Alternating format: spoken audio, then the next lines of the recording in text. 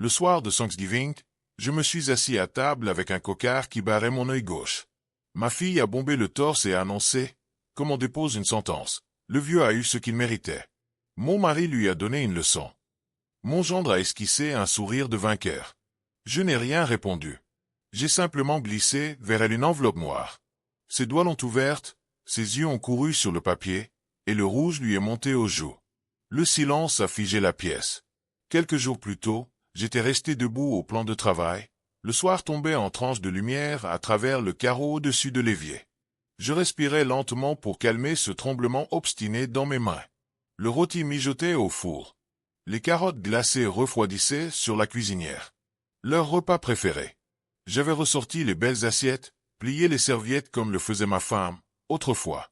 Je m'étais répété que ce dîner arrangerait tout. L'assurance venait de tomber le matin même. J'avais appris pour la dette de cartes 6002 cents. Gertrude me l'avait laissé entendre d'une voix crispée. Les commissions de Marvin, son mari, n'étaient pas au rendez-vous. Alors j'avais décidé d'aider. À quoi servait cet argent? Sinon à ça. J'ai entendu son pick-up se garer. Mon cœur s'est emballé. J'ai répété ma petite phrase une dernière fois, comme on se couvre avant d'entrer dans la fumée. La clé a raclé la serrure. Salut, ai-je lancé trop gaiement. Bonne journée. Il a laissé tomber sa veste sur une chaise, m'a regardé de biais. Le dîner est presque prêt. J'ai fait le rôti que tu aimes. Un grognement vague. Déjà vers le réfrigérateur. Gertrude est apparue dans le couloir, bras croisés. Son regard a glissé de la table dressée à mon visage. Un frémissement, à peine. J'ai sorti le chèque de ma poche. Mes doigts tremblaient encore. Je sais que c'est serré pour vous. J'ai reçu l'indemnité aujourd'hui. Je veux régler la carte. Marvin s'est arrêté net, à mi-geste. Il s'est retourné, lentement. Le silence a pris la cuisine. En 3 enjambées, il a franchi l'espace et m'a arraché le chèque. Sa main s'est refermée dessus comme un piège. Enfin quelque chose d'utile, le vieux. Il a lu le mot temps. Sa bouche s'est étirée en une grimace qui n'était pas un sourire. Donne aussi ton code. On a besoin du reste pour les dépenses courantes. Les mots ont frappé de travers. Le chèque couvre la dette. C'est déjà. C'est moi qui décide, ici. Sa voix est devenue plate. Dangereuse. J'ai senti ma poitrine se serrer. Marvin, j'essaie d'aider, mais mes économies. Il s'est approché. Odeur de tabac froid sur la chemise. Tes économies? Tu vis sous ce toit parce qu'on te laisse faire. Parce que Gertrude a eu pitié après ton petit accident. C'est ma maison. Ma voix est sortie plus basse que prévu. Mon nom est aussi sur l'acte. Sa main est partie. La poussée m'a pris en plein torse. J'ai reculé, le talon accroché au pied de chaise. Le monde s'est incliné. J'ai tendu le bras, réflexe d'homme de terrain, mais la gravité a été plus rapide. L'angle de la chaise a rencontré mon arcade dans un craquement net. Une chaleur vive a éclaté au-dessus de l'œil. Le sol m'a cueilli à l'épaule. Un goût métallique s'est répandu sur ma langue. L'ampoule du plafond tournoyait. Marvin. La voix de Gertrude a traversé la bourdonnante de mes oreilles. Je l'ai cherché du regard, pliant pour chasser le sang. Elle allait m'aider. Elle devait m'aider. J'étais son père. Elle se tenait dans l'embrasure, le visage pâle. Mais elle ne bougeait pas. Elle regardait Marvin, puis moi, pesant quelque chose. Papa, tu l'as cherché. Sa voix était de glace. Pourquoi le provoquer? Donne-lui ce qu'il veut. Le sang coulait désormais en fil tiède sur ma joue. J'ai plaqué ma paume sur la plaie, revenue rouge. L'épaule pulsait. Le carrelage était froid sous mon corps. Gertrude. Elle tournait déjà les talons. Laisse-le se calmer, a-t-elle dit à Marvin. Il a plié le chèque, l'a glissé dans sa poche. Il m'a jeté un dernier regard. Rien dans ses yeux. Ni regret, ni inquiétude. Seulement la satisfaction. Leurs pas se sont éloignés. Une porte a claqué. Je suis resté là. L'odeur du rôti me soulevait le cœur. La table, soigneusement dressée, me narguait depuis le sol. Le sang s'accumulait dans le creux de ma clavicule, imbibait le col de ma chemise. Je me suis relevé, avec cette lenteur qui fait mal. Dans la salle de bain, j'ai allumé la lumière. La coupure au-dessus de l'arcade était profonde. L'œil gonflait déjà. Des traînées sombres descendaient dans mes cheveux gris. À 64 ans, je me suis trouvé vieux d'un coup, cabossé. Je me suis assis au bord de la baignoire. Le chèque n'était plus là. La dignité non plus. Le dîner, préparé avec amour, finirait froid, jeté. J'ai pressé une serviette sur la plaie. Cela n'a rien fait pour l'autre coupure, celle qui ne se voit pas. 35 ans de service comme pompier. 23 vies sorties des flammes. 3 décorations pour bravoure. Et incapable de me protéger chez moi. Incapable de me protéger de ma propre fille. La serviette tremblait dans ma main. Le rouge s'épanouissait comme une fleur mauvaise. Dans le salon, la télévision a jailli. Rire enregistré. Leur soirée continuait, comme si de rien n'était. Comme si je n'existais pas. 2 semaines ont traîné ainsi. À la tête de la table, la marque sous mon œil avait viré au jaune-violet, impossible à cacher. Gertrude avait décoré de feuilles d'automne et de bougies piliers. Presque convaincant, presque festif, si on ignorait l'attention qu'on pouvait avaler de travers. 14 jours sans un mot. Il glissait autour de moi comme autour d'un meuble. Il parlait près de moi, jamais à moi. Je mangeais seul. Je rangeais seul. Je restais dans ma chambre ou au garage. Le bleu avait changé de teinte, du violet au vert, puis à ce jaune sale qui hurle silencieusement. Que s'est-il passé ici? Ce soir-là, il y avait des invités. Steve et Carla, des amis de Marvin, la trentaine, trop décontractés pour Thanksgiving. Jean, pull, évitant mon visage du regard. La dinde a l'air superbe, a dit Carla avec une gaieté trop serrée. Marvin tranchait, debout à ma place habituelle en bout de table. Il m'avait décalé d'un siège. Sa lame glissait, et moi je me taisais. Gertrude faisait passer les plats avec un sourire de façade. On est si heureux de vous avoir. J'ai levé mon verre d'eau. Ma main ne tremblait plus. 2 semaines suffisent pour enfouir le tremblement loin, très loin. Steve a pris les pommes de terre, a croisé mon regard. Sa question est venue malgré lui. Qu'est-ce qui t'est arrivé, Wilbert? On dirait un sacré choc. Les fourchettes se sont arrêtées. Gertrude a posé la saucière très doucement. Elle a souri. Papa s'est mis dans une situation. Mon mari a dû lui donner une leçon. Il croit encore qu'il décide de tout, ici. Mes doigts se sont crispés sur la fourchette. Le métal a mordu ma paume. Marvin a ajouté, d'un ton léger. Fallait qu'il comprenne. Steve et Carla ont échangé un regard qui disait regretter d'être venus. Leur silence a rempli la pièce comme de la fumée. Je n'ai rien dit. La douleur battait au rythme de mon pouls. Les mots de Gertrude m'ont ramené. 3 ans en arrière, que je le veuille ou non. L'entrepôt de Grand Road. Une famille coincée au 2e. La fumée par toutes les fenêtres. L'échelle, la porte du fond. 4 personnes, une à une. Le bâtiment gémissant, le bois qui craque. Une marche de travers, 12 pieds de chute, ferraille et béton. 2 vertèbres brisées. Hôpital, opération, rééducation. Retraite anticipée.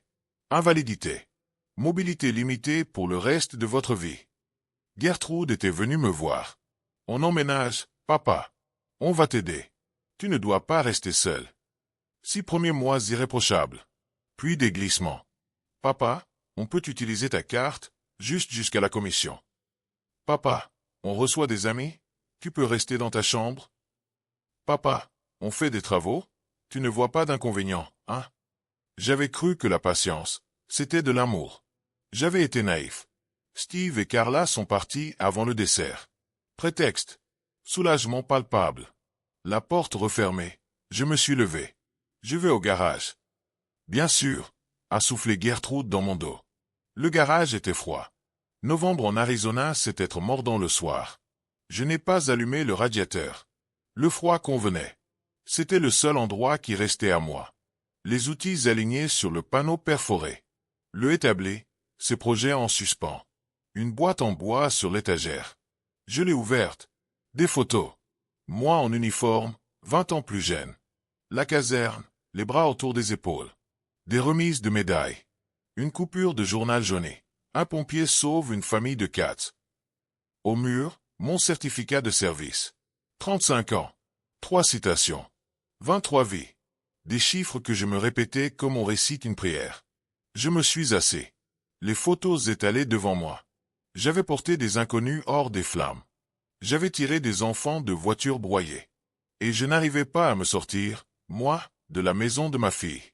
Mes épaules ont tremblé. Pas de froid. Pas de larmes. D'autre chose. Quelque chose qui montait depuis 2 semaines pendant que je devenais transparent. Quelque chose s'est durci en moi. La pensée est arrivée. Net, il faut que ça change. Je ne peux pas vivre ainsi. Dans la vitre du petit carreau, mon reflet m'a renvoyé un regard que je ne connaissais plus. L'hématome s'effaçait, mais mes yeux avaient pris une teinte nouvelle. Plus froide. J'ai rangé les photos avec soin, comme on prépare une intervention. Les lumières de la maison restaient allumées. Je voyais Gertrude qui rangeait, qui continuait sa vie. Pas pour longtemps, ai-je pensé. La douleur, en moi, venait de se transformer. En autre chose. Plus calme. Plus patient. J'ai éteint la lampe du garage et je suis resté dans le noir, à regarder ma maison comme si je la voyais pour la première fois. Ou pour la dernière fois en tant que l'homme d'avant. Ce matin-là, j'ai marché plus longtemps que d'habitude. Le froid de février piquait encore, mais le soleil promettait de la douceur. Les gens vaquaient à leur vie, pressés, rieurs, libres, des gens qui n'étaient pas prisonniers de leur propre maison. En passant devant un café, mon regard s'est arrêté sur l'enseigne peinte à la main, Morning Brew. Une lumière chaude filtrait des vitres. À travers le verre, j'ai aperçu des visages paisibles, une femme derrière le comptoir qui riait à quelque chose qu'un client venait de dire. J'ai hésité sur le trottoir. Devais-je entrer? Risquer d'être vu? Questionner? Et si on me demandait des choses auxquelles je ne pouvais répondre sans exposer ma situation? Mais j'en avais besoin. De normalité. De me rappeler ce que c'était, simplement, d'exister dans le monde comme un être humain. Pas une cible. Alors j'ai poussé la porte. L'odeur m'a enveloppé aussitôt. Café fraîchement moulu, viennoiserie dorée, chaleur humaine. Les chaises dépareillées, les petites tables rondes, les tableaux colorés au mur, tout respirait la vie simple, vraie. Une jeune femme tapait sur son ordinateur portable dans un coin. Un couple âgé partageait un croissant près de la fenêtre. Derrière le comptoir, la femme m'a souri. Cheveux argentés tirés en queue de cheval, geste sûr, regard franc. Que puis-je vous servir? Un café, noir. Choix audacieux. Ça arrive tout de suite. J'ai payé, pris ma tasse, et me suis assis près de la fenêtre. Mes mains entouraient la céramique chaude. Je regardais la rue sans vraiment la voir. Dans ma tête, février approchait. Le dépôt de requête. Le nom du docteur Morrison, griffonné sur ce document maudit. Des pas ont approché. C'était la femme du comptoir, un pot de café à la main. Un petit supplément? Vous avez l'air d'en avoir besoin. J'ai levé les yeux, surpris. Mon café était encore plein, mais son ton n'avait rien de moqueur. Une bienveillance directe, sans pitié. J'ai ce café depuis 12 ans, dit-elle. On apprend à lire les gens. Vous avez ce regard. Quel regard? Ai-je demandé, méfiant. Celui de quelqu'un qui porte un poids lourd. Elle a désigné la chaise en face. Ce n'est pas mes affaires, mais ici, c'est un bon endroit pour poser les bagages, juste un instant. J'aurais dû refuser, sourire poliment, la remercier et la laisser repartir. Au lieu de ça, les mots sont sortis tout seuls. Des problèmes de famille. Elle a hoché la tête, sans curiosité, sans insistance. Elle s'est éloignée, puis s'est ravisée. J'en ai eu aussi. J'ai presque tout perdu à cause de ça. Si vous voulez, je peux vous dire ce que j'en ai appris. Il y avait quelque chose dans sa voix, ni intrusion, ni pitié, juste une présence tranquille. J'ai fait un signe vers la chaise. Elle s'est assise. Il y a 5 ans, mon fils a décidé que j'étais trop vieille pour gérer ce café, a-t-elle dit d'un ton posé, mais ses yeux brillaient d'une douleur ancienne. Il voulait la tutelle. Dire que je déclinais, que je n'étais plus capable de prendre des décisions. Mon souffle s'est suspendu. Il avait des dettes, a-t-elle poursuivi. Je, emprunt. Mon commerce, pour lui, c'était un distributeur automatique. La bataille a duré 2 ans. 40 000 $ d'avocat. J'ai gagné, mais de justesse. Et votre fils? Plus de contact depuis. Le pire, ce n'était pas l'argent. C'était de comprendre que mon propre enfant me voyait comme une ressource, pas une personne. Cette phrase m'a traversé comme une larme. Une ressource, pas une personne. Rosalind, elle s'appelait ainsi, s'est penchée en avant. Ma plus grande erreur? J'ai attendu. J'ai laissé mon fils agir le premier. Il a déposé les papiers, m'a forcé à me défendre. Si j'avais sécurisé mes biens, rassemblé des preuves, consulté un avocat immédiatement, tout aurait été plus simple. Son regard a croisé le mien. J'imagine que vos problèmes de famille, ressemble un peu au mien. Le silence s'est étiré. J'ai fini par parler. Ma fille et son mari vivent chez moi. J'ai surpris leur plan, déposé une demande de tutelle. En février. Et ils ignorent que vous savez? Oui. Parfait. Elle s'est levée, a disparu derrière le comptoir, et est revenue avec une carte de visite usée. Robert Shepard, avocat spécialisé en droit des personnes âgées. Il m'a sauvé. J'ai pris la carte avec précaution, comme si elle était fragile. Il connaît les lois de protection sur le bout des doigts. Et surtout, il croit que les aînés ont le droit de se défendre. Ce n'est pas donné, mais il accepte les paiements échelonnés. Si tout leur argent ne m'a pas déjà été pris, ai-je pensé sans le dire? Documentez tout, Wilbert, a-t-elle insisté. Chaque retrait, chaque somme, chaque mot. Notez les dates, gardez les relevés. Vous aurez besoin de preuves. J'ai sorti le petit carnet que je portais désormais sur moi et j'ai noté. Et surtout, ne leur montrez rien. La surprise est votre meilleure arme. Merci, ai-je murmuré. Pourquoi m'aidez-vous? Vous ne me connaissez même pas. Son sourire a été triste mais sincère. Parce que je sais ce que c'est que d'être seul dans sa propre vie. Et parce que j'aurais aimé qu'on m'aide, moi aussi, un peu plus tôt. Nous avons parlé encore 1 heure. Pas de tutelle, pas de procédure. De la vie. Du café. De Tucson. C'était la première conversation normale que j'avais eue depuis des mois. Quand je suis parti, elle m'a accompagné jusqu'à la porte. Revenez quand vous voulez. Le café est offert aux survivants. Je n'ai pas encore survécu. Vous avez commencé. C'est la partie la plus difficile. Je suis rentré en marchant lentement, la carte dans ma poche, chaque pas plus léger que le précédent. Appelez l'avocat. Rassemblez les preuves. Agir d'abord. Pour la première fois depuis Thanksgiving, j'ai ressenti autre chose que la peur. Une possibilité. 3 jours plus tard, je me suis garé devant un petit immeuble beige de l'East Broadway. Moteur coupé. Sur le siège passager, un dossier manille épais de preuves. J'avais pris rendez-vous sous le nom de William Grant. Précaution élémentaire. Aujourd'hui, je passais de la survie à l'action. Les photos des documents de tutelle, les relevés bancaires avec plus de 3000 $ de dépenses en jeu en ligne, le rapport médical de mon passage à l'hôpital après l'agression de Marvin. Tout était classé, daté, prêt. J'ai respiré profondément. 35 ans à courir vers les flammes, et jamais je n'avais eu aussi peur. Mais j'avais aussi retrouvé une sensation oubliée, la clarté. Le but. Celle qu'on ressent juste avant d'entrer dans le feu. J'ai monté les escaliers. Robert Shepard, attorney at law. Une secrétaire m'a conduit dans son bureau.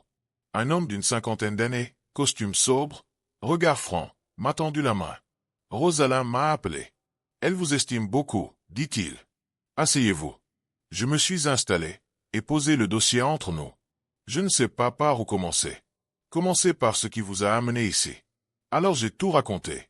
Ma fille, son mari, la conversation surprise, les papiers de tutelle, les dépenses, la violence. Il a pris des notes, posant parfois une question. Son stylo marquait la page d'une pression croissante. Il compte déposer en février. Ai-je conclu? Il a consulté son calendrier. Alors, nous sommes juste dans les temps. Vous avez fait un travail remarquable, Monsieur Gray. La plupart viennent me voir trop tard. Ça aurait dû me rassurer. Au contraire, ça rendait tout encore plus réel. Nous allons agir en 3 étapes, dit-il. Premièrement, changez votre testament. Mon testament? Votre fille est bénéficiaire unique, je suppose. Si quelque chose vous arrive, elle héritera de tout. Nous allons la réduire à la part légale minimale, 50 000 $. Le reste, à une association de votre choix. J'ai pensé aux pompiers de Tucson. Le Firefighter Relief Fund. Parfait, dit-il. Deuxièmement, une double procuration, santé et finances. Vous désignez une personne de confiance pour éviter toute nomination forcée de tuteur. Rosalind Turner. Excellent choix. Elle n'a aucun intérêt financier à votre mort. Troisièmement, préparez un dossier d'expulsion. Expulsion. C'est ma fille. Ils ont choisi la voie du conflit, Monsieur Gray. À vous de choisir la vôtre. J'ai gardé le silence. Le mot expulsion tournait dans ma tête comme une sirène intérieure. 30 jours de préavis, puis 1 mois ou 2 de procédure, précisa-t-il. Nous n'avons pas à lancer tout de suite, mais il faut être prêt. J'ai hoché la tête. Faites-le. Tout. J'ai signé. Main ferme. Comme autrefois, au cœur du fait. Une semaine plus tard, je me tenais dans le bureau du notaire, Rosalind assise à mes côtés. Sur la table, les documents soigneusement alignés, le Nouveau Testament, les procurations, les scellés. La notaire expliquait calmement chaque clause. Vous laissez à votre fille la part minimale prévue par la loi, et le reste au Tucson Firefighter Relief Fund. Cela rend toute contestation quasi impossible. Rosalind me regardait, son visage empreint d'une compassion silencieuse. Elle savait le prix de cette décision. J'ai pris le stylo. Signé. Puis la procuration santé. Puis celle des finances. Le bruit sec du son notarial a résonné dans le silence. Définitif. La notaire m'a tendu une grande enveloppe noire. Voici vos copies. Conservez-les en lieu sûr. Je les ai serrées contre moi comme un gilet de survie. En rentrant chez moi, j'ai glissé l'enveloppe dans le coffre à outils du garage, sous les vieilles pièces de métal. Caché. Sûr. Mais à l'intérieur de la maison, l'air avait changé. Marvin m'attendait dans la cuisine, le visage fermé. Il faut qu'on parle. De quoi? De la maison. De l'avenir. Gertrude est apparue, nerveuse. Marvin a sorti des papiers. Acte de copropriété. Tu signes, et la maison devient un autre nom. Simple. Je n'ai pas touché les documents. Ce sont des papiers légaux. Je les ferai examiner avant de signer quoi que ce soit. Pas besoin d'avocat pour les affaires de famille, grogna Marvin. Si, justement. Gertrude tenta la douceur. Papa, après tout ce qu'on fait pour toi, pour moi, vous vivez ici gratuitement. Je paie tout. Qu'est-ce que vous faites, exactement? Le masque est tombé. Marvin a fait un pas vers moi. Tu fais une erreur. Peut-être. Mais ce sera la mienne.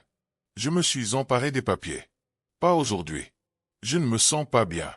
Mon médecin dit d'éviter le stress. Je les ai laissés planter là, rouge de colère. Derrière la porte close de ma chambre, j'ai entendu.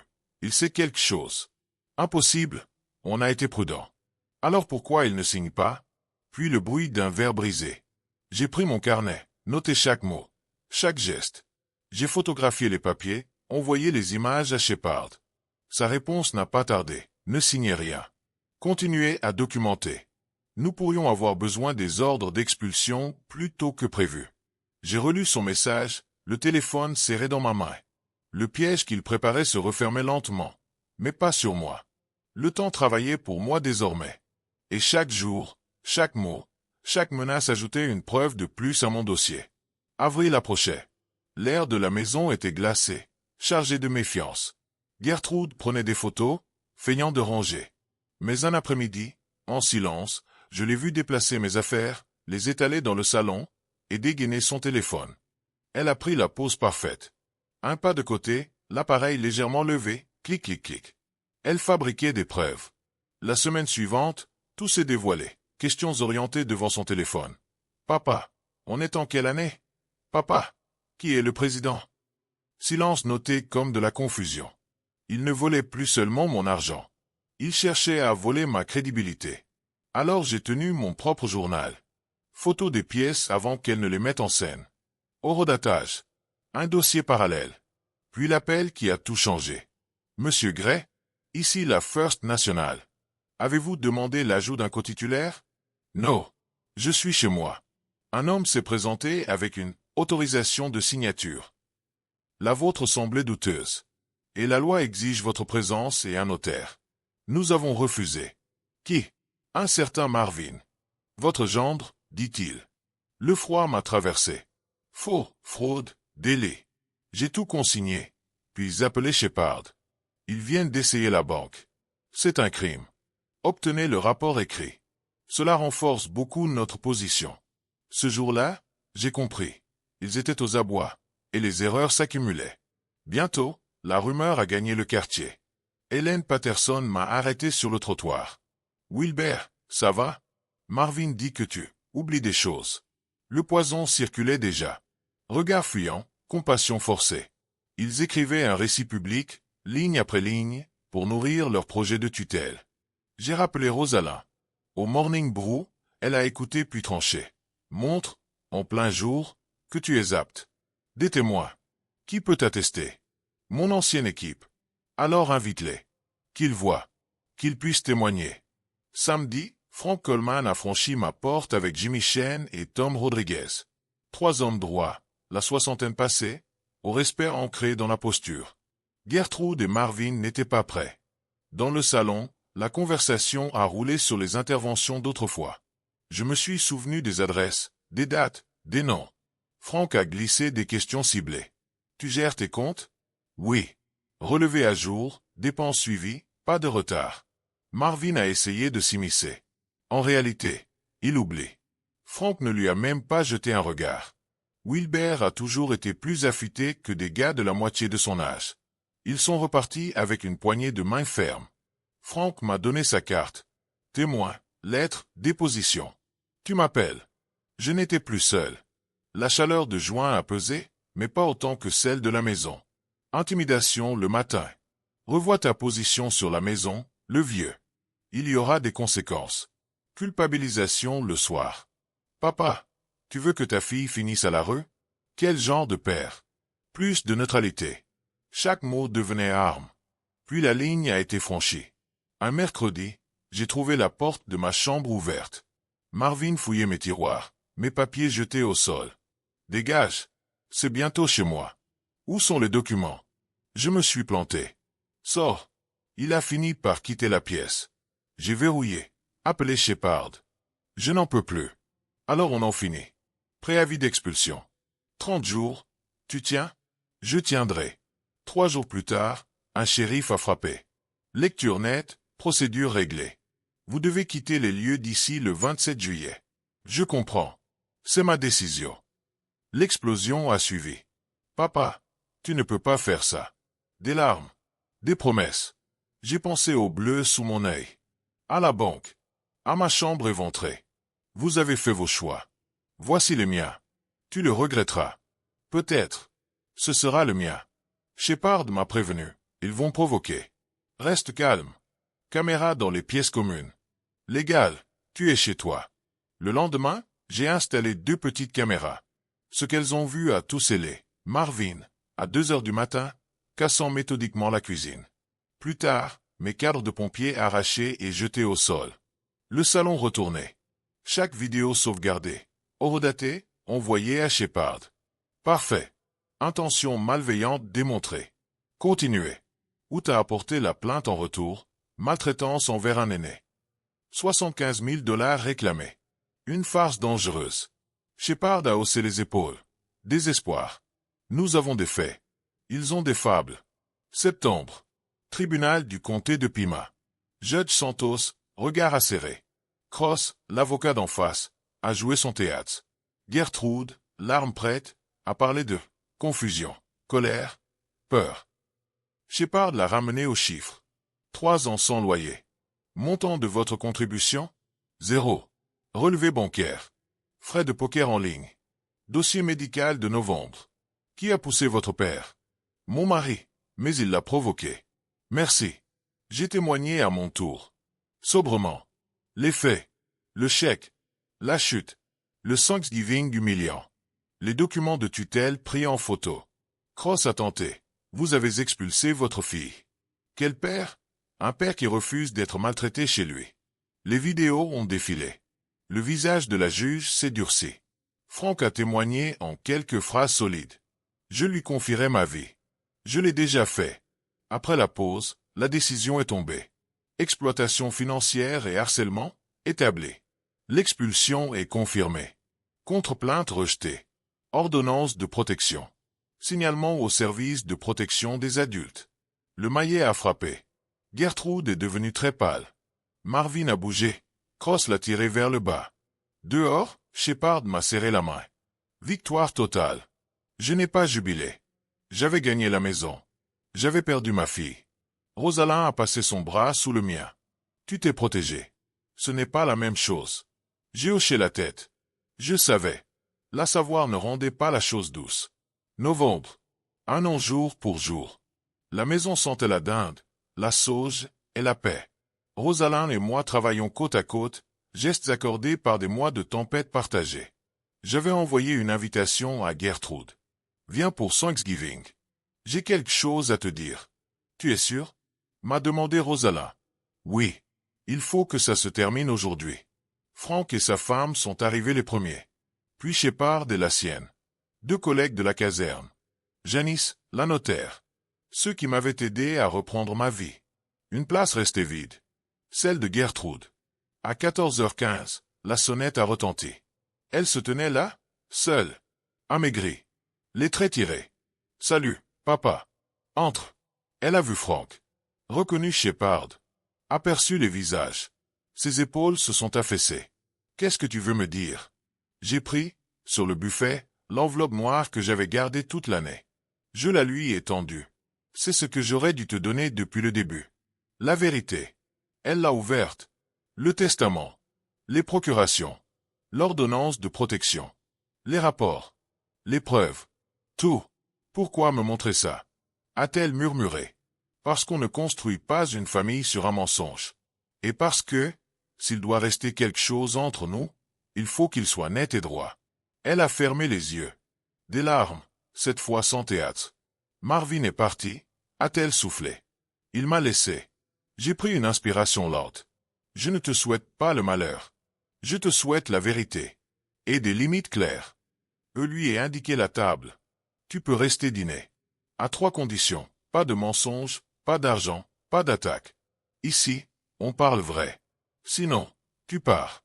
Long silence. Puis un hochement de tête. D'accord. Nous nous sommes assez. Les conversations ont repris. Simples, humaines. Gertrude n'a pas beaucoup parlé. Elle a écouté. À la fin du repas, elle s'est tournée vers moi. Je ne te demande pas pardon aujourd'hui. Je n'en ai pas le droit. Je te demande une chance d'apprendre. Alors commence par ça, ai-je dit doucement. Apprendre. Et respecter. Elle a hoché la tête encore. Puis s'est levée pour partir. À la porte, elle s'est retournée. Merci de m'avoir invité. Prends soin de toi. Rosalind a glissé sa main dans la mienne. Dehors, le soir descendait, calme. La maison, enfin, m'appartenait et pas seulement sur le papier. Je l'ai regardé, la lumière douce sur les murs, et j'ai compris. On ne sort pas du feu intact, mais on peut en sortir vrai. Abonnez-vous pour plus d'histoires comme celle-ci, et dites-nous en commentaire ce que vous auriez fait à sa place.